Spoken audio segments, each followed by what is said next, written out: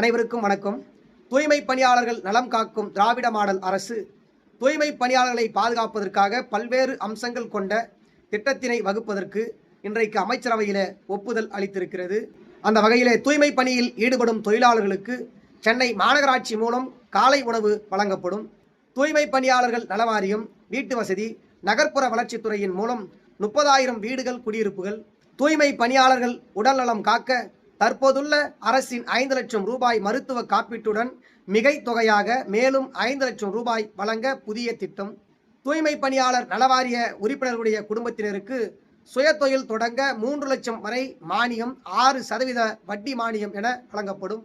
தூய்மை பணியாளர்கள் வீட்டின் மாணவர்களுடைய கல்வி நலன் கருதி 7.5% இடஒதுக்கீட்டின் கீழ் வழங்கப்படும் உதவித்தொகை வழங்கப்படும். தூய்மை பணியாளர்கள் பணியில் இருக்கின்ற போது அவர்கள் உயிரிழந்தால் நலவாரிய நிதியுடன் மேலும் 5 லட்சம் ரூபாய் சேர்த்து 10 லட்சம் ரூபாய் நிவாரண நிதியாக வழங்கப்படும்.